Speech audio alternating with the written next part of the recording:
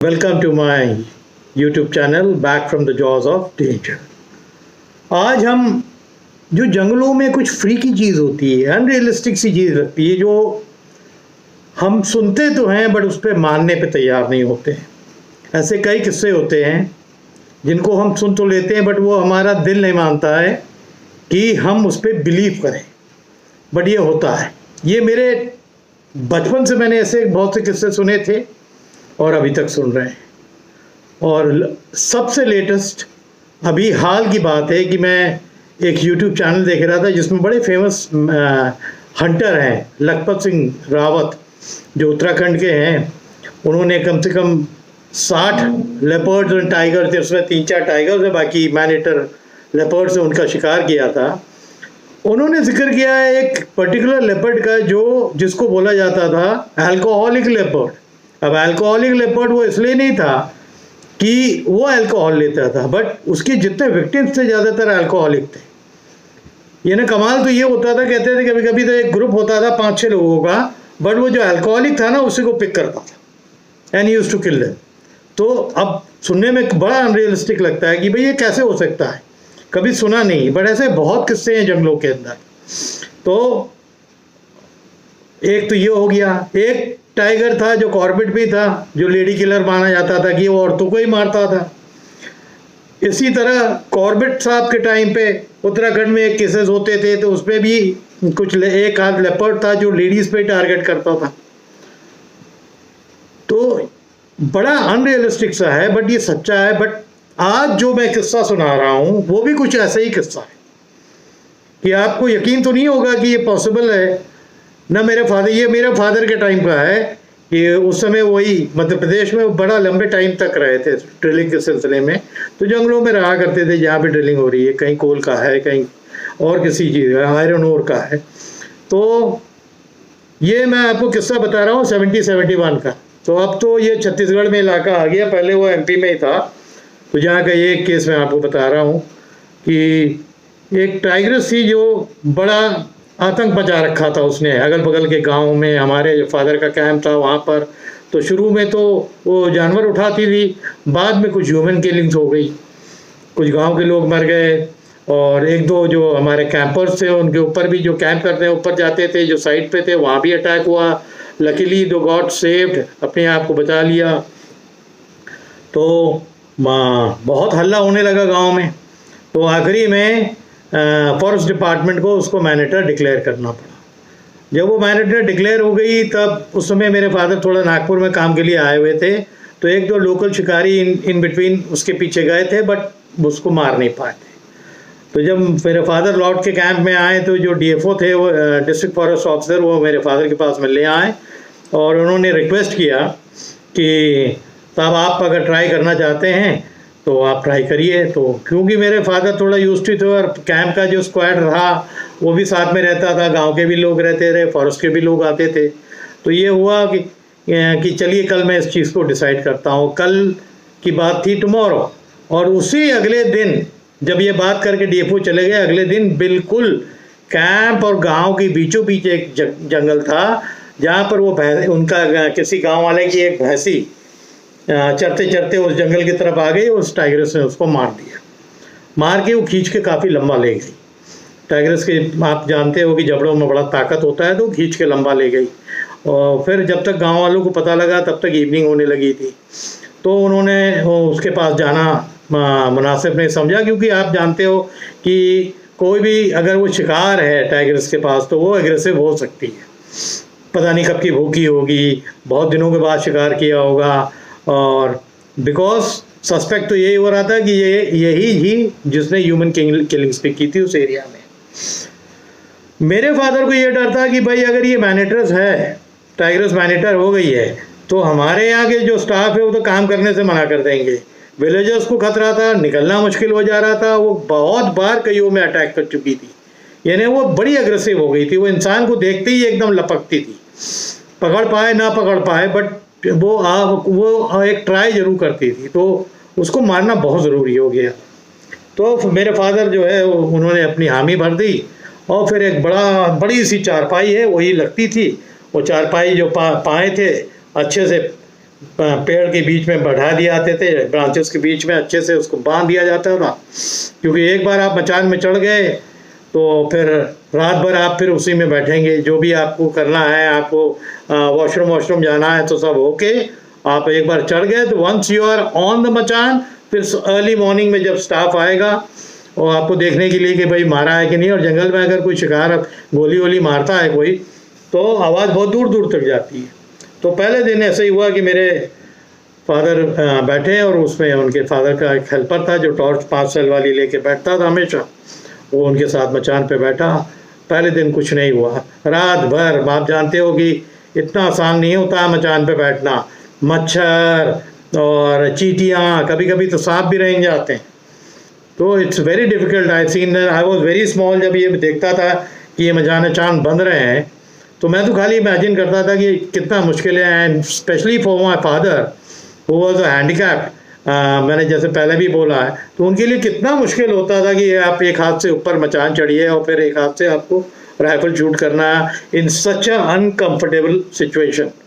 पेड़ के ऊपर आप बैठे हुए हैं और मचान हमेशा एक सेफ डिस्टेंस जो है नीचे ज़मीन से ऊपर रखा जाता है, सो दैट ऐसे एरिया पर रखें कि भाई अगर वो गुस्से में टाइगर या टाइग्रेस जो भी है अब वो लीप करे तो ऐसा ना हो कि मचान लेके, कई बार किस्से हुए हैं कि वो लीप करके उसने मचान ही नीचे खींच दिया और शिकार करने वाला खुद शिकारी हो गया, तो बड़ा डेंजरस सिचुएशन होता है। बहरहाल ये पहला रात बैठे, फिर सुबह सब गांव वाले आए, देखा कुछ नहीं, वो किल पे आई ही नहीं। भैंसा जहाँ था बिल्कुल सामने उसके बांध रखा था। तो हमारे फादर ने कहा कि आई वॉज श्योर कि जब ये मचान पे मैं बैठता था या लोग बाग आते थे, ये कहीं दूर से देखती जरूर होगी। वो उसकी आईसाइट कैट फैमिली की बहुत तेज़ होती है, तो वो पक्का है कि she must be seeing me the people around, और वो आई नहीं। दूसरे दिन फिर फादर ने ट्राई किया, बिल्कुल शिकार में थोड़ा सा आपको देना तो पड़ता है समय, तो दूसरे रात फिर बेचारे चढ़े, दिन भर आते थे, कहते थे मेरे को नींद भी ठीक से नहीं आती थी, चिंता होती थी कि भाई कैंप अगर काम रुक गया तो फिर वहाँ हेडक्वार्टर से मेरे को जो है लेटर्स आ जाएंगे और मेरे को जवाबदेही देनी पड़ेगी, भाई काम क्यों नहीं हो रहा है, इसको सॉर्ट आउट करो।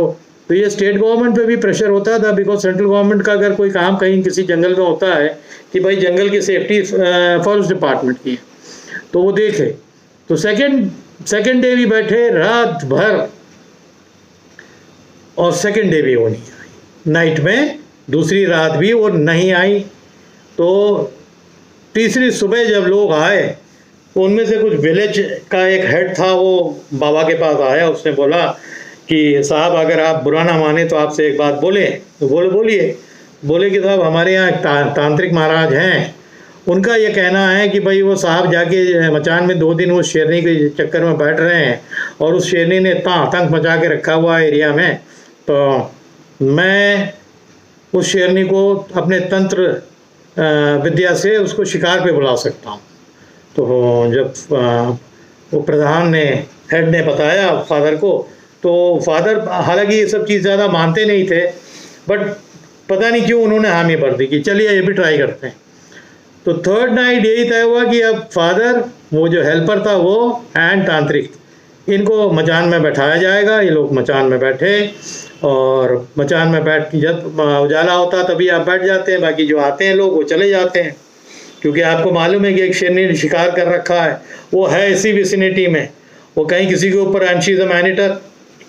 अब आप ग्रुप में रहेंगे तो जल्दी अटैक नहीं करेगी, बट अगर उसको खाने को मिला ही नहीं है तो कुछ भी कर सकते हैं, जंगल में कुछ भी हो सकता है, जैसी फ्री की चीज़ आपको मैंने शुरू में इस स्टोरी में बताई।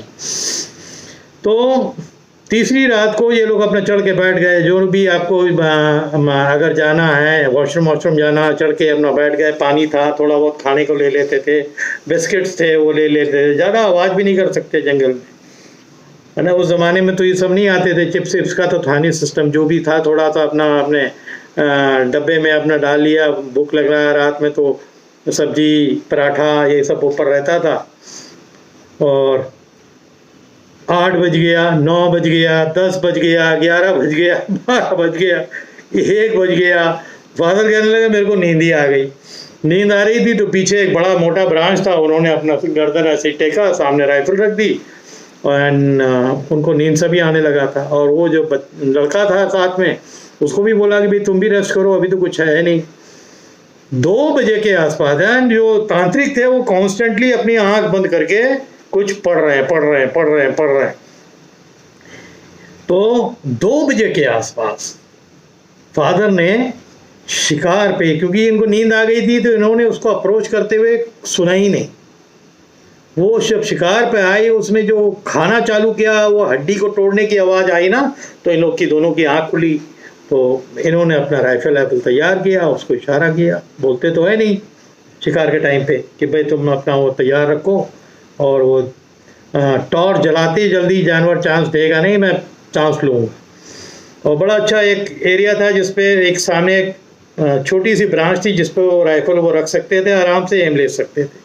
अदरवाइज नॉर्मली बहुत से शिकार में होता था कि भाई कोई ना कोई जो साथ में जाता था वो अपने कंधा भी दे देता था। और उनके पास .280 रॉस थी, कैनेडियन राइफल, और अच्छी खासी उसकी हिट थी रेंज।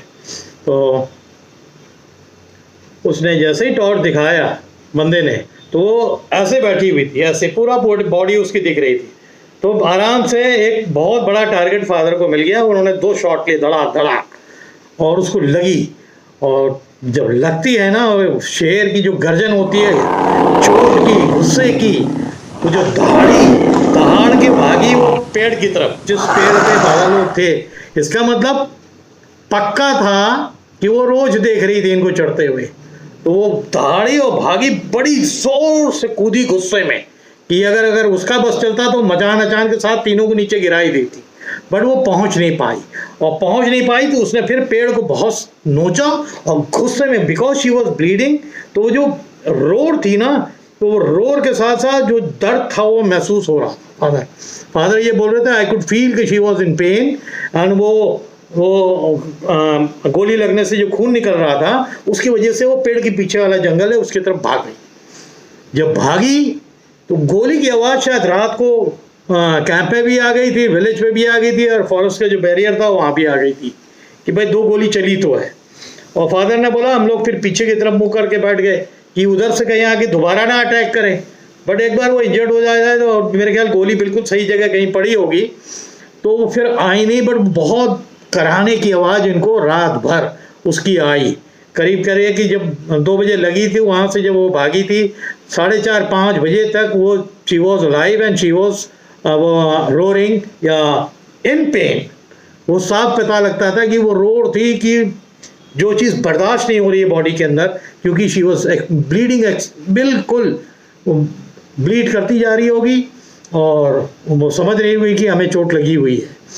और धीरे धीरे वो आवाज़ बिल्कुल बैठ गई। पर जब तक उजाला होता नहीं है कोई आएगा नहीं। फिर ये फॉरेस्टर सब आए, हमारे कैंप वाले हैं, उनमें से 1-2 के पास डबल बैरल भी थी, वो लोग आए।